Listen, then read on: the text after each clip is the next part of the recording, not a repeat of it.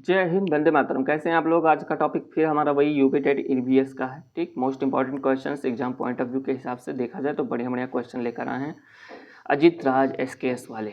चलिए आपको शुरू करते हैं। आपका क्वेश्चन, चैनल पे नए हो सब्सक्राइब कर दीजिए, लाइक कर दीजिए।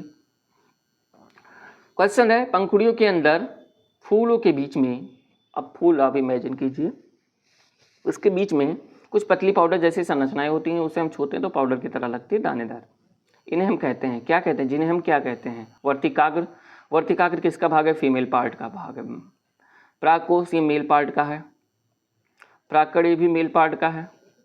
मूलांकुर, ठीक है, तो मूलांकुर तो ये अलग चीज है। ठीक है, तो हमें किसकी बात कर रहा है? ये पाउडर जैसी संरचना है, तो नए मूलांकुर पाउडर जैसी संरचना नहीं होगी। प्राकड़ को जो आप छुएंगे, ठीक है, प्राग जिसे कहते हैं, तो आपको पाउडर की जैसी संरचना मिलेगी, जो कि परागकोश के एंथर के अंदर पाया जाता है। तो थर्ड आंसर हमारा राइट आंसर हो जाएगा।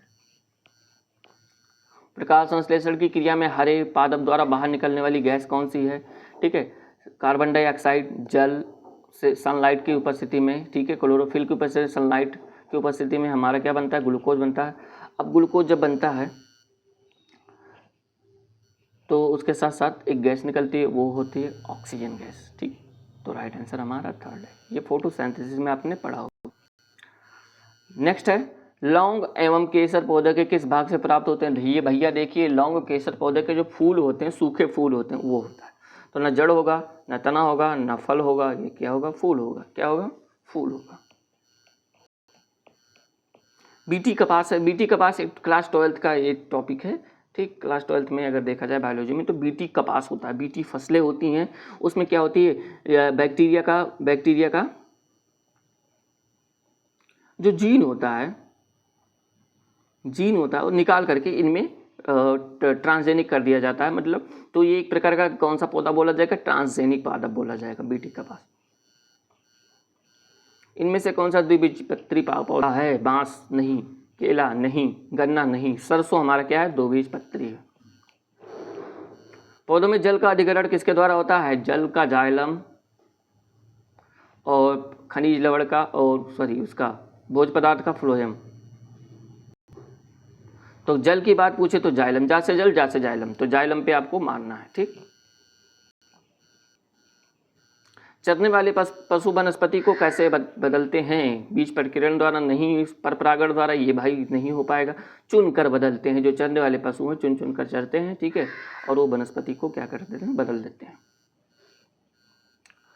इस पौधों में पत्तियां हैं जिन्हें सब्जी की तरह प्रयोग में लाया जाता है। पत्तियों को आप क्या करते हैं? जब तक पत्तियां होती है तो सब्जी की तरह प्रयोग में लाया जाता है, और इनके बीज जब मिल जाता है तो उससे तेल प्राप्त होता है। सबको पता हो गया किस चीज़ की बात कर रहे हैं हम? यहाँ पे सरसों की बात कर रहे हैं, मस्टर्ड की बात कर रहे हैं। पौधों में अर्धसूत्री विभाजन होता है। तो भाई अर्धसूत्री विभाजन, मियोसिस जो होता है भैया, ये हमारी जननांग वाले भाग में होता है। जननांग तो जननांग क्या है? मेल वाला या फिर फीमेल वाला। ठीक है, मेल वाला पौधों में होगा तो क्या होगा? उसे क्या कहेंगे?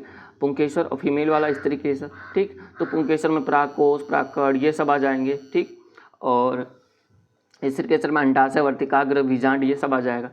तो इसमें पौधों में अर्धसूत्री विभाजन कहा है, तो हमें उसका जननांग का हिस्सा जो वो लघु बीजाणुधानी इसमें है, परागकोश है। ठीक है, परागकोश के अंदर लघु बीजाणुधानी होती है, परागकण होता है, तो परागकण राइट आंसर हमारा हो जाएगा। आलू क्या है? आलू एक प्रकार का जड़ है, तना है, पुष्प है, पत्ती है। आलू एक प्रकार का तना है जो भूमिगत तना होता है। निम्नलिखित में से कौन सी विशेषता बरगद के पेड़ की जड़ों की नहीं है? नहीं है। ठीक, जड़ें शाखाओं से नीचे लटकी होती है। जी हाँ। इनमें जमीन के भीतर जमीन के भीतर जड़ें होती है। जी हाँ, ये भी सही है। इनमें भोजन का भंडारण होता है। ना, बहुत कम मात्रा में होता है। ठीक है, अगर चारों ऑप्शन देखा जाए, ये खंभों की तरह पेड़ों को सहायता प्रदान करती है, ये तीनों सही है। अगर देखा जाए तो ये भंडारण तो होता है, बट बहुत कम मात्रा में, उस जड़ों में नहीं होता। देखिए, ये दो प्रकार की जड़ होती है, ऐसे होती है, एक नीचे की होती है, एक ऊपर की ओर होती है, जो ऐसे लटकी होती है। इसमें संचित नहीं होता, इसकी बात कर रहा है जो नीचे लटकी होती है। इसमें भोज्य पदार्थ का संचारण नहीं होता, यहाँ संचारण होता है भोज्य पदार्थ का। तो यहाँ की बात पूछा है, ये जो खंभों की तरह होती है। ठीक है, तो थर्ड ऑप्शन हमारा राइट आंसर हो जाएगा। बच्चों के द्वारा सब्जी बाजार से इकट्ठी की गई सामग्रियों को उन्हें पहचानिए। उसके भीतर बीज होते हैं। किनके किनके भीतर बीज होते हैं? आलू, टमाटर, नाशपाती, चीकू, भिंडी, करेला, प्याज, खीरा। किसके अंदर? आलू के अंदर बीज नहीं होते, टमाटर के अंदर होते हैं, नाशपाती के अंदर होते हैं, चीकू के अंदर होते हैं, भिंडी के अंदर होते हैं, हाँ, करेला के अंदर होते हैं, प्याज के अंदर नहीं होते, प्याज के ऊपरी भाग में होते हैं। प्याज एक प्रकार का क्या है? हमारा जड़ है, ठीक है। खीरा के अंदर होते हैं। तो आलू और प्याज काट दो, ठीक। तो आलू प्याज किस में कटा हुआ है? टमाटर, नाशपाती, चीकू। ये गलत हो जाएगा। टमाटर, नाशपाती, चीकू, भिंडी, हाँ, तो ये हमारा राइट आंसर क्या हो जाएगा? ये। इसमें सिर्फ आलू और प्याज कटा हुआ है बस, और सब है। निम्नलिखित में से कौन सा बीज नहीं है? बीज नहीं है पूछ रहा है, तो गेहूं बीज है जी, काली मिर्च बीज है, ठीक है, सौंफ बीज है, साबूदाना बीज नहीं है, ठीक है। ये जड़ों से उसका बनाया जाता है। प्याज, आलू, अदरक क्या है? ये सब क्या है? हमारा तना है, ठीक है, जो भूमिगत तना होता है। बाढ़ से समुद्रभिद्ध पौधे मर जाते हैं, क्योंकि बाढ़ में क्या होती है? बाढ़ से जो उनका पौधों में कोश का रस पतला हो जाता, जी नहीं, ठीक। पौधों में श्वसन रुक जाता है, पौधों में कोश का रस सांद्र हो जाता है, जी नहीं। पौधों की अधिकता से पोषक तत्व बाहर आ जाते हैं, जी नहीं। तो पौधों में जो हम ऑक्सीजन पौधे लेते हैं, ठीक, और जब उसमें पानी भर जाएगा तो क्या करेंगे? ऑक्सीजन पानी वाला ही ले पाएंगे, और पानी में डिजॉल्विंग ऑक्सीजन होती है जो वो कम होती है अकॉर्डिंग टू हमारे एटमॉस्फेयर वातावरण, जो खुले वातावरण में है, स्थल में। और पौधे ऐसे जगह पे उग रहे हैं जहाँ खुले वातावरण में उग रहे हैं, तो वहाँ पे उनको ऑक्सीजन अच्छे से मिल रही है। पानी वाला ऑक्सीजन ढंग का नहीं मिलता, तो मूल श्वसन उनका रुक जाता है, तो इसलिए सेकंड ऑप्शन के साथ हमारा राइट आंसर। घटपर्णी पौधा नेफेंथिस, इसके बारे में क्या है? इसकी मुँह छोटी छोटी कंटियों से ढका होता है। भारत में नहीं पाया जाता। मेंढक कीड़े मकोड़ों और चूहों को चालाकी से फंसाकर खा, मनमोहक सुगंध निकालता है और चालाकी से फंसाकर खा जाता है, तो राइट आंसर हमारा सही हो जाएगा थर्ड ऑप्शन। कीड़े मकोड़ों को आकर्षित करने के लिए उच्चतर ध्वनि नहीं निकालता भाई, सुगंध निकालता है, ठीक। जंतुओं में पाए जाने वाले धारीदार चिन्ह का प्रयोग किस कारण होते हैं? उनकी उच्चावच के, जलवायु, मिट्टी, ये सभी। हाँ, तो भाई उच्चावच भी वहाँ की जरूरी है, जलवायु भी जरूरी है, मिट्टी भी जरूरी, उसी कारण उनके अंदर, ठीक है, उनके शरीर पर रोम होते हैं या फिर नहीं होते या फिर धारीदार होते हैं, ये सारी चीज़ उनके जलवायु यानी उनका वातावरण तय करता है। निम्नलिखित में से कौन सा जानवर अंडे देता है? व्हेल अंडे देती है? नहीं, व्हेल स्तनधारी है। पेंगुइन अंडे देता है। डॉल्फिन भी नहीं अंडे देती है। स्लॉथ भी नहीं अंडे देता है। पेंगुइन हमारी क्या होती है? अंडे देती है। पंछी एक ही समय में दो भिन्न वस्तुओं को देख सकते हैं।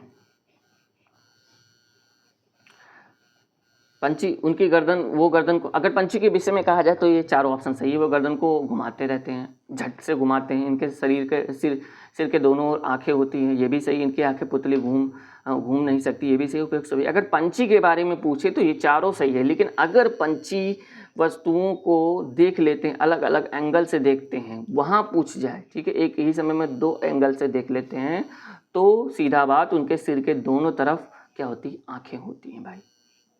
सेकेंड ऑप्शन हमारा राइट आंसर। निम्नलिखित में से कौन सा जानवर पहले अपने एक तरफ के दोनों पैर आगे बढ़ाता है, फिर दूसरी तरफ के दोनों पैर आगे बढ़ाता है? भाई तो ये होता है हमारा क्या? जिराफ होगा। जिराफ जो होता है पहले दोनों पैर आगे बढ़ाएगा, फिर दोनों पैर पीछे वाला बढ़ाएगा एक साथ। हमारे आसपास में पाए जाने वाले निम्न जानवरों में से किस जानवर का मनोरंजन के लिए उपयोग किया जाता है? सबको पता है, इसमें में से चारों में से सब बता देंगे। किसको? बंदर को। किसको? बंदर को। सूची के पास एक पालतू गाय, उसे अध्यापक ने गाय को स्तनधारी जंतु बताया, क्योंकि वह क्या देती है? वह बच्चे देती है। और जो बच्चा देता है, ठीक है, जिनके बाहरी कान होते हैं, वो क्या होते हैं? स्तनधारी होते हैं। पशुओं की किसी विशिष्ट उद्देश्य के लिए रखना व पालन पोषण करना क्या कहलाता है? भाई तो वो क्या? पालतू बनाना नहीं, पालन पोषण करना नहीं, पशु पालन हो जाएगा, ठीक है, पशु पालन हो जाएगा। जंतुओं का वर्गीकरण किन किन आधारों पर होता है? उनके पोषण के आधार पर, आवास के आधार पर, शरीर संरचना। तीनों सही है, तो चौथा ऑप्शन हमारा राइट आंसर हो जाएगा। निम्नलिखित में से जंतु के संबंध में निम्न कथनों पर विचार कीजिए और सही विकल्प चुनिए। एक कोश के जीव को प्रोटोजोवन भी कहा जाता है। जी हाँ, जो एक कोश के जीव होते हैं वो प्रोटोजोवा भी होते हैं। इन्हें सूक्ष्मदर्शी की सहायता से ही देखा जा सकता है। जी हाँ, दोनों सही है। इनके उदाहरण हैं युगलिना, पैरामीशियम, अमीबा। जी हाँ, ये भी सही है। उपरोक्त सभी चौथा आंसर राइट आंसर। निम्नलिखित में से कौन सा युग्म सुमेलित नहीं है? मेंढक फेफड़ों से सांस लेता है। जी हाँ, इसके बाद तीनों होता है, स्किन से भी सांस लेता है, फेफड़ों से भी सांस लेता है, गिल से भी सांस लेता है। केचुआ त्वचा से भी सांस लेता है। जी हाँ, व्हेल गिल से सांस नहीं, व्हेल गिल से सांस नहीं लेती है, व्हेल ऊपर आती है सांस लेने के लिए। सांस फेफड़े से सांस लेता है, जी हाँ। तो हमारा राइट आंसर क्या हो जाएगा, नहीं पूछा है तो व्हेल की राइट आंसर हमारा हो जाएगा, थर्ड ऑप्शन हमारा राइट आंसर हो जाएगा। सुमेलित कीजिए। जीव, कौवा, कौवा का बच्चा क्या हो जाएगा, चूजा हो जाएगा। शेर का बच्चा शावक हो जाएगा।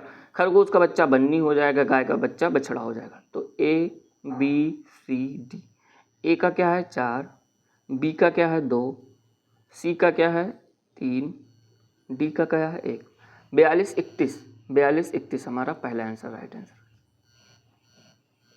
निम्नलिखित में से कौन सा उदाहरण उद्दीपन अनुक्रिया का को दर्शाता है। काकरोच का रोशनी देखकर भाग छिप जाना, जी हाँ। सूरज छिपने के पश्चात फूलों का बंद हो जाना, जी हाँ। मनपसंद व्यंजन देखकर मुंह में पानी आना, जी हाँ। तीनों सही है तो उपरोक्त सभी हमारा राइट आंसर हो जाएगा। लास्ट ऑप्शन है, निम्नलिखित में से कौन सी समानता शेर और बाघ में पाई जाती है। भाई दोनों की दृष्टि मनुष्य के 6 गुना तेज होती है, जी हाँ। दोनों अंधेरे में अपनी मूंछ की सहायता से शिकार का पता लगा लेते हैं, जी हाँ ये भी सही है। दोनों की दहाड़ बहुत दूर तक लगभग 3 किलोमीटर तक जाती है, ठीक, जी हाँ। उपरोक्त सभी राइट आंसर हमारा हो जाएगा, चौथा का आंसर जाएगा। तो बस आज के लिए इतना ही। उम्मीद करते हैं आपको समझ में आएगा। आपको मिलेंगे नेक्स्ट वीडियो में, तब तक के लिए चलते हैं। जय हिंद, वंदे मातरम, टाटा।